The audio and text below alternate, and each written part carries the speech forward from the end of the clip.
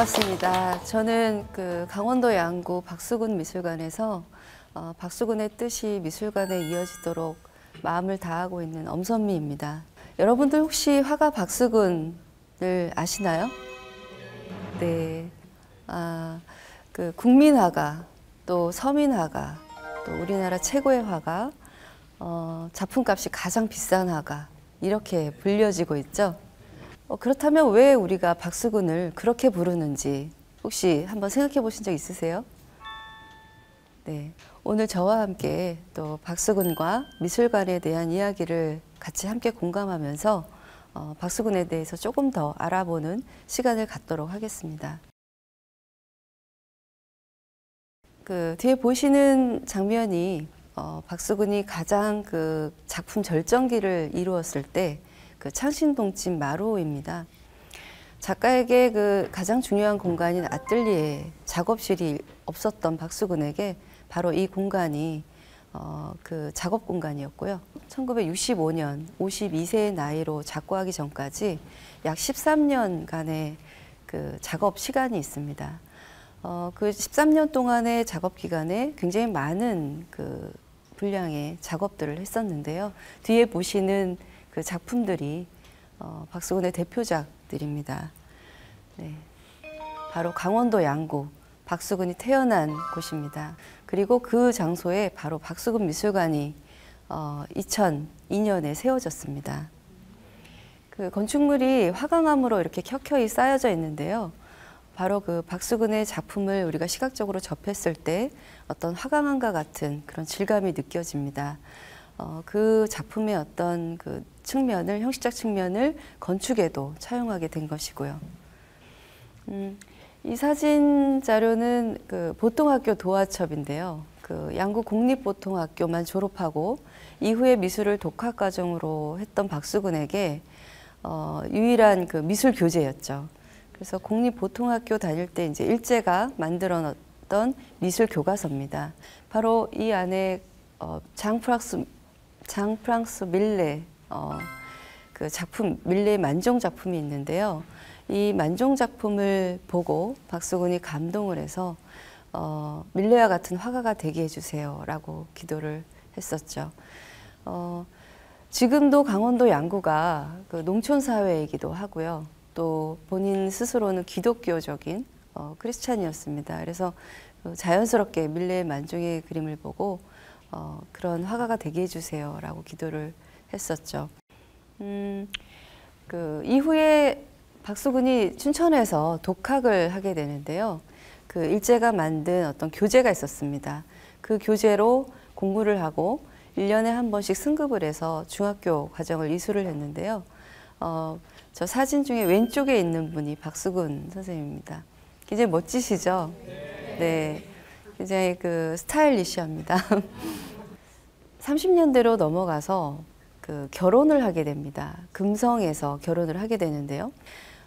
금성에서 이웃집 처녀 김복순을 보고 반합니다.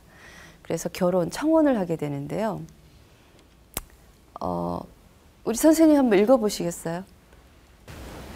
나는 그림 그리는 사람입니다. 재산이라곤 붓과 팔레트밖에 없습니다. 당신이 만일 승낙하셔서 나와 결혼해 주신다면 물질적으로는 고생되겠으나 정신적으로는 당신을 누구보다도 행복하게 해드릴 자신이 있습니다. 나는 훌륭한 화가 되고 당신은 훌륭한 화가의 아내가 되어주시지 않으시겠습니까? 네. 네, 굉장히 로맨틱한 분이셨죠. 이웃집 처녀 김복순은 굉장히 부자였고 춘천여고 2회 졸업생이었어요. 그래서 굉장히 엘리트 여성이었는데 그럼에도 불구하고 그 가난한 화가 박수근과 결혼을 하게 됩니다. 그래서 평생을 그 그림 그리는 남편을 위해서 헌신적으로 그 지원을 하게 되죠. 이후에 그 한국전쟁 이후에 그 박수근이 서울에 정착을 하게 되는데요. 그 지금의 이제 서공동에 있는 신세계백화점 2층에 보면 미팔군에서 운영하던 그 기념품 상점이 있었습니다. 거기에서 그 손수건이나 스카프에 어떤 그 미군들이 가지고 있던 그 가족 사진이나 또 한국 조선 풍속 이런 풍속들을 그려줬는데요. 한 점당 1달러씩 받았대요. 그래서 그 돈을 모아서 창신동에 집을 마련을 합니다. 그런데 이제 바로 이 사진에 이제 등장하는 게 미팔군 그 PX인데요. 여기서 그 소설가 남옥, 소설 남옥의 소설가였던 박완서 선생님을 만납니다. 그 박완서 선생님 여러분 아세요? 남옥 소설 읽어보셨죠? 네, 거기에 등장하는 그 시대적, 장소적 배경이 바로 이 PX입니다. 그리고 그 박완서 선생님께서는 미군들과 이 화가들 간의 어떤 소통 역할을 맡았죠. 네. 그래서 그 박수근 선생님이 돌아가시고 작고 유작전이 열렸었는데 그 전시에서 나무와 두현이라는 작품을 봅니다. 그리고 바로 이 그때 당시를 회상하면서 쓴 소설이 바로 남옥이라는 소설이고요. 1970년도에 다시 한번 박수근을 세상에 알리는 그런 계기가 됐던 책입니다. 1953년도에 대한민국 미술 대전이 있었습니다. 한국전쟁 이후에 대한민국 미술전람회 출품해서 특선을 받게 되는 작품입니다. 바로 그 창신동 집인데요. 지금의 그 창신동 집들이 이렇게 보여지고 있습니다. 1990년대는 그 치킨집이었고요. 그리고 이후에 빈대떡집이고 지금은 순댓국집으로 이렇게 또 바뀌었습니다. 그래서 지금 저희가 현재 그 순댓국집 박수근이 살았던 그 집터에 박수근이 살았던 집터라는 또 표지시설을 만들어 놨습니다. 네. 지금부터 이제 박수근의 작품 세계에 대해서 제가 설명을 드릴 텐데요. 이런 작품 철학을 갖고 있었습니다. 여러분들이 일반적으로 이제 전시나 또 도록이나 이런 이제 그 인쇄물들을 접했을 때 이런 부분들을 느끼셨을 거예요. 공감하셨을 거예요.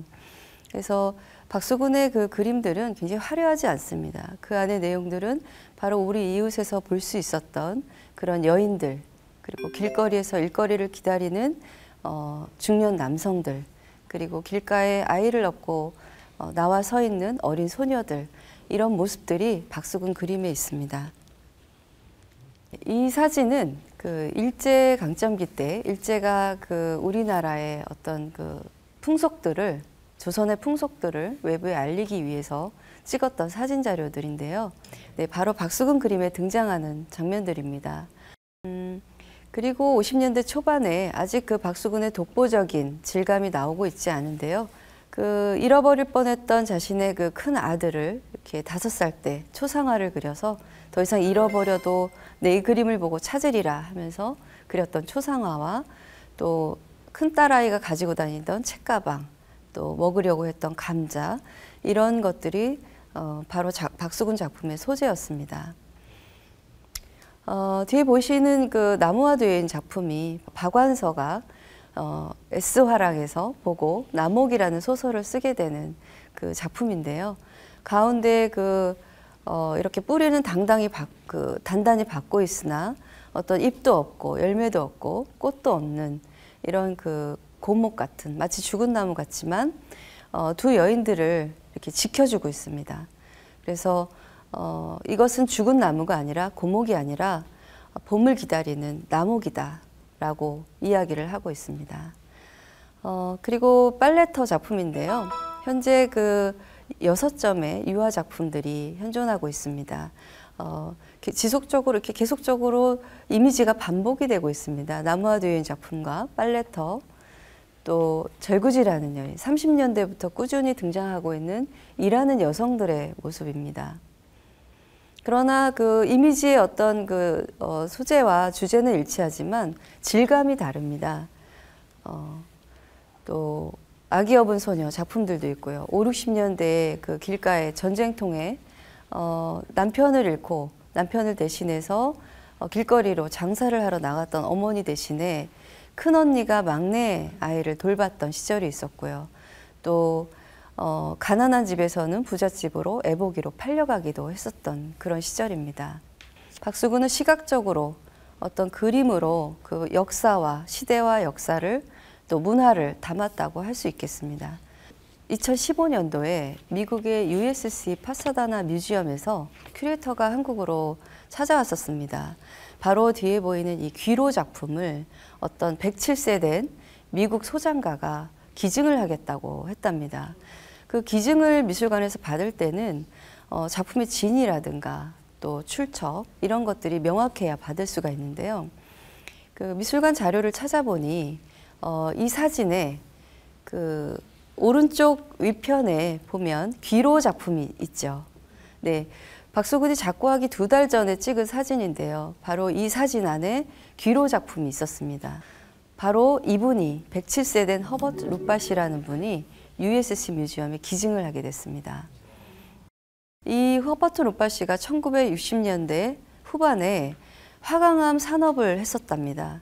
그래서 한국의 그 무역업 바이어차 왔는데 그때 그 반도하랑에서 이 작품을 보고 화강암과 유사한 자기의 사업과 유사한 박수근의 작품에 반해서 구입을 했다가 50년 만에 기증을 하게 된 그런 작품입니다. 네, 이렇게 이제 박수근 미술관에서 전시가 되었었습니다. 박수근의 그 어떤 독보적인 그 가치라고 한다면 바로 그 우툴두툴한 그 거친 화강암과 같은 질감이라고 할 수 있겠는데요. 그런 질감을 구현하게 되기까지 굉장히 그 많은 습작 과정들이 있습니다. 밑에 그 화강암을 대고 문질러서 돌을 대고 문질러서 표현한 프로타조 기법이라고 하죠. 여러분들 학교 다닐 때 많이 해보셨을 텐데요. 이 프로타조 기법들이 박수근의 드로잉, 사파, 탁본 작품들에 많이 등장을 합니다. 그리고 그 작품들을 그 캔버스나 종이보드 그리고 메소나이트 위에 유화 물감을 얹어서 어떻게 화강암과 같은 그 돌의 질감을 만들 것인가를 연구할 때 바로 이런 작품들이 습작이 됐습니다. 전쟁과 기근으로 항상 시달렸던 우리의 그 역사 속에서 그런 그 평화와 어떤 안녕을 돌에 새기듯이 박수근 역시 그 캔버스와 종이에 물감으로 우리 시대를 그 불운했던 역사적인 시간 속에 있었던 그 서민들의 아픔을 그렸던 것입니다. 뒤에 그 바탕에 있는 그 질감이 바로 박수근 작품에 있는 질감이고요. 화강암과 질감의 어떤 유사점을 느끼실 수 있으시겠어요? 네. 돌아가시기 전에 바로 이런 말씀을 하셨는데요. 예술은 고양이 눈빛처럼 쉽사리 변하는 것이 아니라 뿌리 깊게 한 세계를 깊이 파고드는 것이다. 라는 그 말을 했습니다. 처음부터 끝까지 이렇게 일관성 있게 무엇을 하기가 참 어려운 시대이죠. 그럼에도 불구하고 그 박수근이 살았던 시대는 더할 나위 없었을 것입니다. 이웃에 대한 그 연민과 인간애를 가졌고 또 어떤 우리나라 그 전통에 대한 중요성을 또 서양화적인 기법으로 그것을 구현했고 이런 그 일관성 있는 작품 세계를 구현했던 박수근에게 바로 이러한 생각이 있었기 때문에 우리가 그를 국민화가, 서민화가 그리고 최고의 화가라고 부르는 것이 아닌가 이렇게 생각이 듭니다. 네, 감사합니다.